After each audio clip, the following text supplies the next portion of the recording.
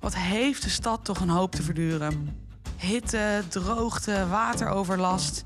En wat is er eigenlijk nog aan biodiversiteit?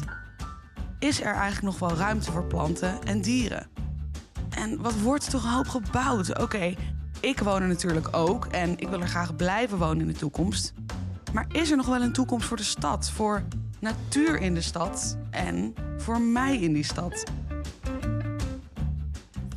Hey, goedemorgen. Hallo. Ben je ergens specifiek naar op zoek? Ja, ik zag deze leuke mooie bloemen. Ik ben bioloog zelf en er wordt hier om ons heen overal gebouwd. En ik vraag me eigenlijk af, is er nog wel plek voor groen en natuur in deze stad?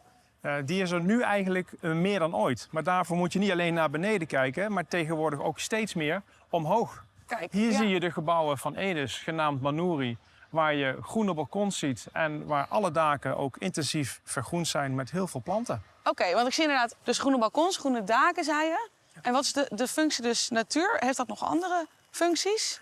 Nou, de daken en de balkons die zijn hier vergroend niet alleen voor de natuur, maar juist ook voor de functies als de sponswerking bij regen, het verkoelen als de zon schijnt en de zonnepanelen die op de hoogste daken staan, die maken meer elektriciteit omdat ze door die planten op natuurlijke wijze gekoeld worden. Het is dus juist die multifunctionaliteit van die vergroening die kansen creëert voor natuurinclusiviteit in de stad. Ja, want je zei al water. Hoe draagt het bij aan water en wateroverlast en wateropvangen? Nou, al die beplanting heeft natuurlijk voldoende water nodig. En deze gebouwen zijn in staat om regenwater zelf op te vangen en vast te houden en terug te geven aan de plant als ze het nodig hebben. Maar omdat de zomers steeds langer en steeds droger worden, maken deze gebouwen ook gebruik van een afvalwateropvangsysteem, een filtratiesysteem, en brengen ze dat water terug naar de daken en naar de balkons voor plantirrigatie. Dus in de zomer maken deze gebouwen uit wat we anders afvalwater noemen, hun eigen irrigatiewater. Ja. En dat is, als je het vergelijkt met gewoon een traditioneel gebouw waar gewoon alles in één keer wegstroomt, gebruiken jullie dus veel meer dat water van het gebouw voor het gebouw zelf. Ja. En die verkoelende werking. Ja. En draagt ook bij aan biodiversiteit. Leeft er ook meer dan planten in die plantenbakken? Nou, op de balkons zijn het met name de planten waar de mensen van kunnen genieten als ze gewoon in de zomer buiten willen zitten. En op de daken ligt een bloeiende zomerweide. Een specifiek zaadmengsel is daarvoor gekozen en gemaakt, wat aansluit bij de ecologie van de omgeving van Amsterdam. Ja, we zien uit ecologische studies dat de groene daken en die bloemenweiden heel snel gevonden worden door insecten. Dat is maar enkele weken voor nodig. En dat in de eerste paar jaren er al verschillende evoluties van insectensoorten voorkomen. Eerst heb je de pioniersoorten en dan al soorten die van die pioniersoorten gaan leven. Dus je krijgt verschillende cycli van die insecten die zich op die daken ontwikkelen. Een heel natuurlijk systeem eigenlijk.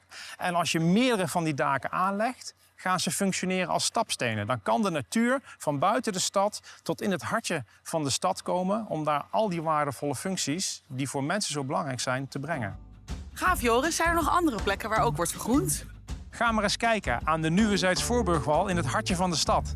Daar rijden trams in het gras en drinken mensen een kop koffie in het groen. We zitten hier in het groen, midden in Amsterdam. Vertel, waar zijn we? Ja, we zijn hier aan de Nieuwezijds Voorburgwal. Ja, en dit is wat mij betreft echt een exemplarisch voorbeeld van stadsgroen. Maar sterker nog, dit was ooit een verharde plek. En dit is dus stadsgroen met meerdere natuurlijke inclusieve functies. Biodiversiteit, een tram die er doorheen rijdt, mensen op een terras. Lekker kopje koffie. Wat willen mensen nog meer? Rustig weer. Ja. Dankjewel. Want deze groene oase was eerst dus gewoon een straat. Je kon hier met de auto langsrijden en je ziet dat de auto eigenlijk een klein beetje opzij is gedrukt. Ja. Ten bate van, maar ja, niet al het verkeer is weggedrukt, want de tram rijdt hier nog gewoon overheen. Wat heel belangrijk was, de huizen die je hier omheen ziet, maar ook de straat zelf, die vingen eigenlijk al het regenwater op. Dus er waren hier altijd heel veel plassen. Nou, nu gebruiken we dat water dus voor die beplanting en voor de planten. En daarbij krijg je dus niet alleen een plek die prettig is voor de natuur, nog steeds toegang biedt voor verkeer, maar die ook een hele lekkere, relaxte plek wordt voor mensen. Ja, het doet me helemaal denken aan een groene oase. Hoe gaan jullie hier nou om met al het water wat hier terechtkomt? We verslaan het op verschillende lagen op. We gebruiken het zoveel mogelijk voor de beplanting. Er is nieuwe beplanting bijgekomen, ook de oude bomen zijn blijven staan. En daarnaast, als we dan echt veel te veel regenwater hebben, dan voeren we het heel langzaam af richting het grondwater. Dus we gebruiken het hier echt zo optimaal mogelijk. Dat noem je de sponsfunctie van de stad. De sponsfunctie? Dan ga je steeds beter weren tegen bijvoorbeeld ook extreme neerslag. En met al dat irrigatiewater in die planten koelen we ook heel erg. Dus je weert je tegen extreme hitte. Maar je balanceert eigenlijk ook dat water uit, zodat je ook minder last hebt van droogte. Ja, wat is er voor nodig om dit tot een succesvol resultaat te brengen? Dit soort mooie initiatieven. Het belangrijkste is dat we als stad gaan samenwerken met wetenschap, maar ook met ondernemers. En dan kijken naar wat willen wij zelf in die stad. Want je kunt natuurlijk allerlei nieuwbouwplannen verzinnen. Maar het gaat er ook heel erg om, hoe transformeren we de bestaande stad naar die toekomstbestendige stad toe. Dus met andere woorden, je moet gaan leren experimenteren. Doordat we al eerder hadden geëxperimenteerd met voorbeelden zoals project Smart Roof, maar Manouri, waar je ook al bent geweest, ga je eigenlijk kennis opdoen van systemen. Nou, die kan je weer brengen naar wat er hier is, de openbare ruimte.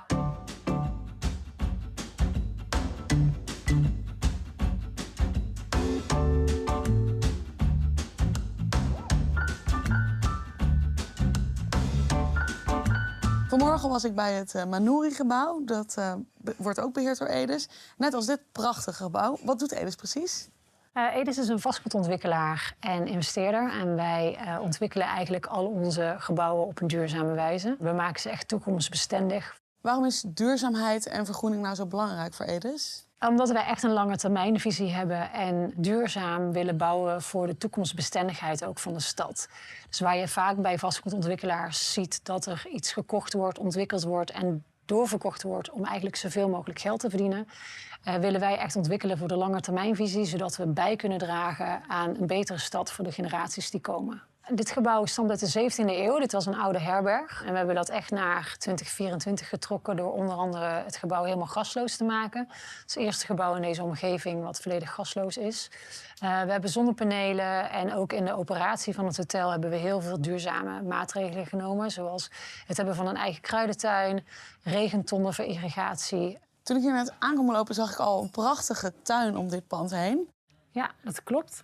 We noemen dat ook wel onze snackbar voor al onze insecten en dieren om ons heen. Er zijn allerlei verschillende hoekjes.